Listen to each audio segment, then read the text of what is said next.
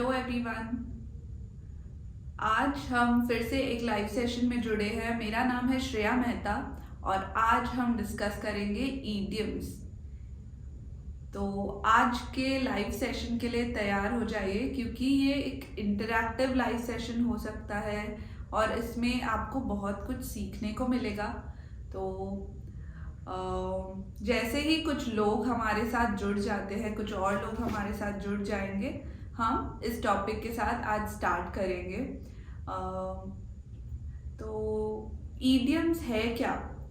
Idioms सबसे पहले ये कुछ छोटे छोटे सेंटेंसेस, पूरे सेंटेंसेस नहीं, वो सेंटेंस के अंदर यूज होते हैं। कुछ सेट ऑफ वर्ड्स है जो कुछ बताने के लिए यूज किए जाते हैं, जिसका कुछ अलग ही मतलब होता है। जो हम बोल रहे हैं उससे बिल्कुल अलग मतलब होता है। तो ये जो ईडियम्स है, इनके आज हम मतलब सीखेंगे और उनसे एक सेंटेंस भी बनाएंगे। तो चलिए शुरुआत करते हैं। मैं आपको बहुत सारे ईडियम्स आज बताऊंगी जो बहुत सिंपल है और हम डेली लैंग्वेज में यूज़ कर सकते हैं। थोड़े कॉम्प्लिकेटेड ईडियम्स भी होते हैं, लेकिन पहले हम सिंपल वालों से शुरुआत करते हैं। तो चलिए देखते हैं कि कैसे है ये ईडियम्स। सबसे पहला idiom, the best of both world's. The best of both world's, इसका क्या मतलब है? इसका मतलब है कि जहाँ दो अपॉर्चुनिटीज को हम साथ में एंजॉय कर सकते हैं, दो चीजें हम कर रहे हैं और दोनों हम साथ में कर पा रहे हैं और उसे एंजॉय भी कर पा रहे हैं, वो हमारे लिए बहुत अच्छी बात है। तो उसके लिए हम कहते हैं the best of both world's. जैसे कि by working part time and looking after her kids 2 days a week, she managed to get the best of both worlds। तो बहुत सारी लेडीज होती है जिन्हें वर्क भी करना होता है और बच्चों का ध्यान भी रखना होता है। तो अगर कोई लेडी के पास पार्ट टाइम जॉब हो और वो हफ्ते में 2-3 दिन बच्चों के साथ स्पेंड कर सके, तो उन्हें बेस्ट ऑफ बोथ वर्ल्ड्स मिल रहा है। बोथ वर्ल्ड्स कैसे? बच्चों का वर्ल्ड और जो उनका करियर का वर्ल्ड है। तो बेस्ट ऑफ बोथ वर्ल्ड्स मतलब दो अलग अपॉर्चुनिटीज, दो अलग चीजों को हम एंजॉय कर पा रहे हैं। तो ये था the best of both world's. अगला ईडियम हमारे पास है स्पीक ऑफ द डेविल। ये हम कैसे कहते हैं? Speak of the devil and the devil appears, हम ऐसे यूज करते हैं। तो इसका क्या मतलब है? अगर हम सपोज किसी की बात कर रहे हो, आप और मैं बैठ के, या मैं मेरे दोस्तों के साथ बैठ के किसी की बात कर रही हूँ और तभी कोई जिसकी बात कर रहे हैं वो एंटर करते हैं, तो हम कहते हैं स्पीक ऑफ द डेविल। तो इस तरह से हम ये ईडियम यूज करते हैं। तो इसे सेंटेंस में कैसे कहेंगे? Hi Tom, speak of the devil, I was just telling Sara about your new car. तो यहाँ टॉम की ऑलरेडी बात कर रहे थे और वो तभी एंटर हुआ। तो जैसे हिंदी में हम कहते हैं शैतान का नाम लो और शैतान हाजिर, वैसे ही speak of the devil. Hi Tom, speak of the devil, I was just telling Sara about your new car. फिर अगला ईडियम देखते हैं क्या है। See eye to eye. See eye to eye. Eye to eye मतलब, इसका मतलब है जब कोई कुछ कह रहा है हम उनसे अग्री करते हैं, तो तब हम कहते हैं सी आई टू आई। तो they finally saw eye to eye on the business deal. They finally saw eye to eye on the business deal. इसका मतलब है कि फाइनली दोनों ने बिजनेस डील में अग्री कर लिया, जो भी टर्म्स एंड कंडीशंस है वो सारे अग्री कर लिए। ऑलराइट। फिर हमारे पास क्या है? Once in a blue moon. ये हम काफी बार सुनते हैं, once in a blue moon.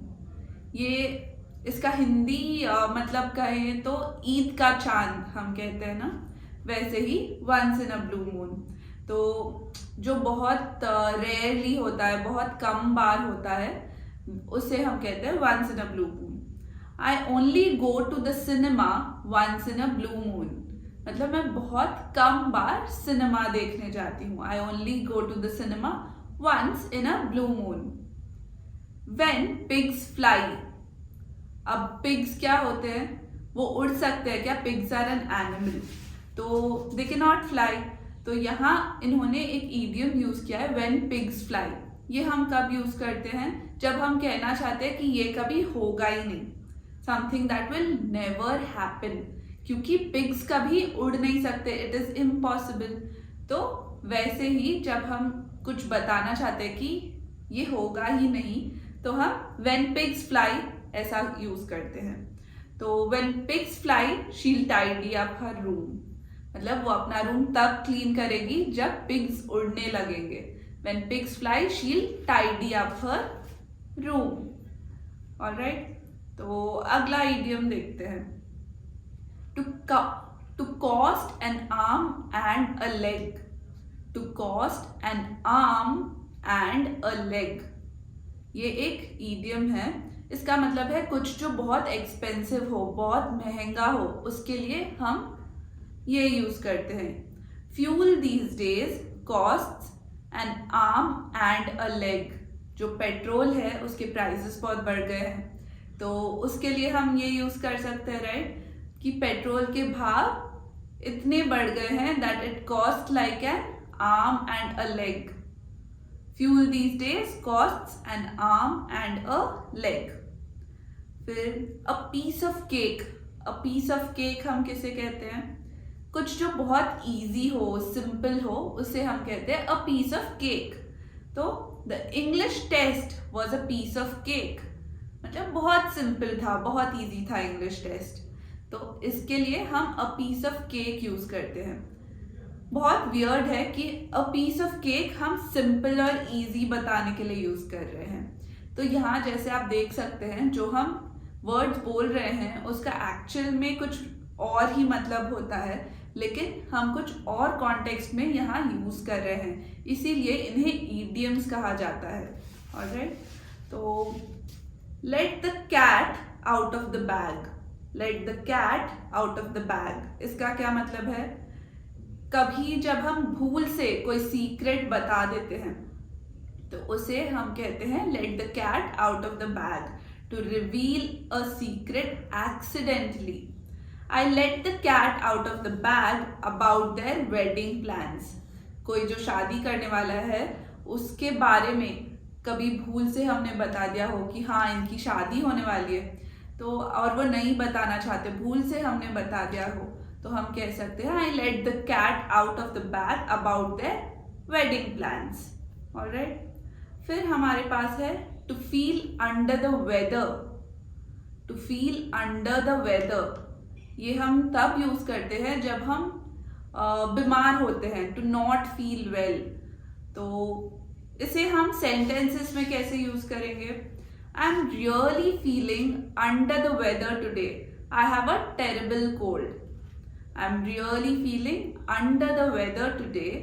I have a terrible cold.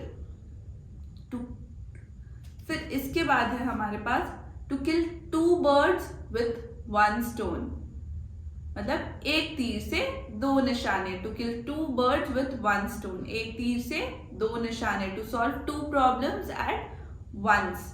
By taking my dad on holiday, I killed two birds with one stone. I got to go away and also spend time with him. तो मैंने मेरे पापा को holiday पर लेके गया, इससे दो तीर से एक तीर से दो निशाने लग गए. कैसे? मेरे को बाहर जाने को मिल गया और उनके साथ वक्त बिताने को भी मिल गया. तो to kill two birds with one stone का मतलब है एक तीर से दो निशाने. तो अब तक हमने 10 idioms डिस्कस किए हैं. चलिए इन्हें फिर से एक बार रिवाइज कर लेते हैं कि ये क्या थे. The best of both worlds, speak of the devil, see eye to eye, once in a blue moon, when pigs fly, to cost an arm and a leg, a piece of cake, Let the cat out of the bag. To feel under the weather. To kill 2 birds with 1 stone. ये थे हमारे 10 idioms. चलिए अब आगे बढ़ते हैं. अगला है to cut corners. To cut corners. इसका क्या मतलब है? To do something badly और cheaply. कुछ जो हम ठीक से नहीं करते, अच्छे से नहीं करते, तो उसके लिए हम कहते हैं to cut corners. They really cut corners when they built this bathroom. The shower is leaking. They really cut corners when they built this bathroom. The shower is leaking. मतलब जब इन्होंने ये बाथरूम बनाया तब उन्होंने ये अच्छे से नहीं बनाया, क्योंकि अभी भी शावर जो है वो लीक कर रहा है.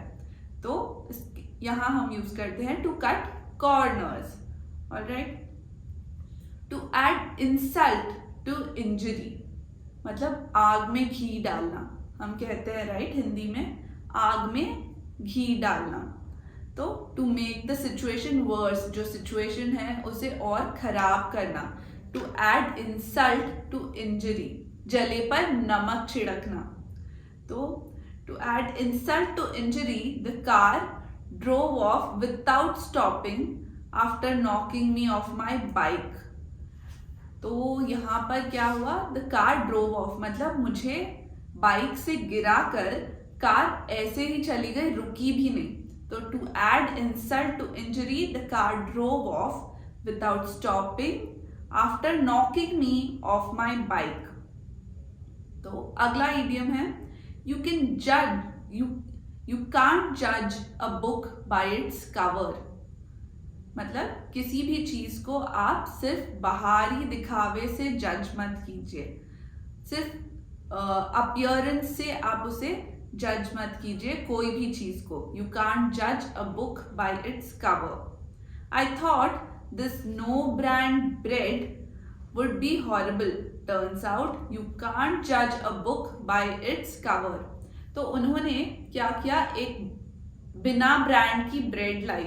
उन्हें लगा होगा ये अच्छी नहीं होगी क्योंकि ये ब्रांडेड नहीं है, लेकिन वो बहुत अच्छी निकली. तो इसलिए वो कह रहे हैं यू कांट जज a book by its cover.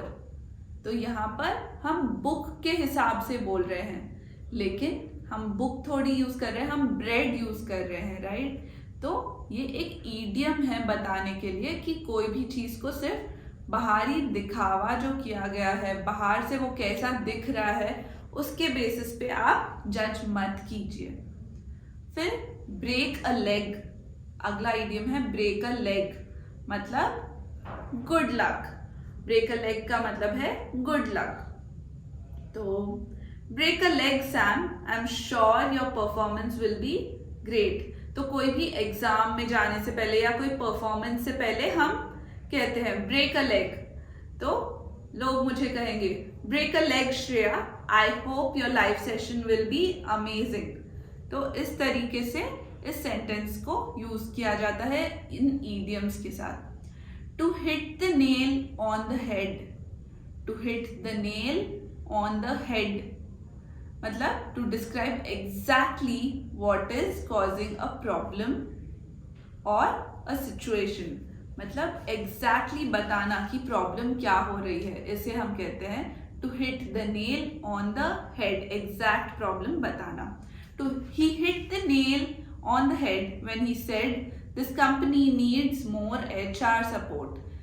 He hit the nail on the head when he said that this company needs more HR support. अगला इडियम है अ ब्लेसिंग इन डिस्गाइज. मतलब a misfortune that eventually results in something good happening later on. तो कुछ जो खराब हो जाता है या कुछ भूल से हो जाता है और फिर वो जब एंड में वो एक अच्छी चीज में टर्न आउट हो जाता है. अ ब्लेसिंग इन डिस्गाइज मतलब फाइनली उससे कुछ अच्छा ही होता है. तो the arrival of guest was a blessing in disguise for the reception. The arrival of extra guests was a blessing in disguise for the reception. ठीक है. Call it a day मतलब टू स्टॉप वर्किंग या stop something. Call it a day मतलब अब day खत्म करते हैं, आज का दिन इससे खत्म करते हैं, आज का काम इससे खत्म करते हैं। तो we've had a long day and we have finished the work, let's call it a day। ऐसे हम इसे यूज कर सकते हैं। let someone off the hook, let someone off the hook, इसे हम क्या, इसका क्या मतलब है? to allow someone who have been caught to not be punished।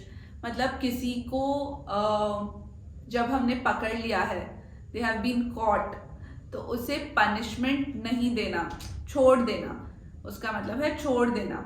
let someone off the hook मतलब गलत होते हुए भी उसे पनिशमेंट ना देना, छोड़ देना ऐसे ही, तो उसे हम कहते हैं let someone off the hook।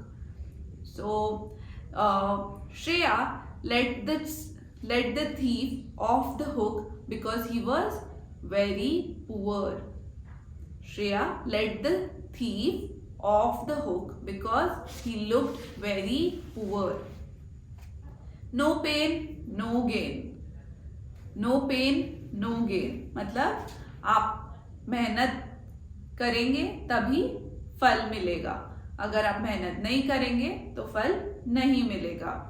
only if you work hard you will get the result। तो you have to practice for this dance competition to win, no pain no gain। तो यहाँ हम कह रहे हैं अगर आपको ये डांस कंपटीशन जीतना है तो आपको प्रैक्टिस करना पड़ेगा। नो पेन नो गेन, आप मेहनत नहीं करेंगे तो नहीं जीतेंगे। Bite the bullet, bite the bullet, decide to do something unpleasant that you have avoiding doing. तो जब हम कुछ चीज अवॉइड करते रहते हैं करने के लिए, तो फाइनली जब हम वो कर लेते हैं या डिसाइड करते हैं कि अब ये हमें करना ही होगा, तो हम कहते हैं bite the bullet, bite the bullet. It's time for me to bite the bullet and okay. तो यहाँ हम सेंटेंस में इसे कैसे यूज करते हैं?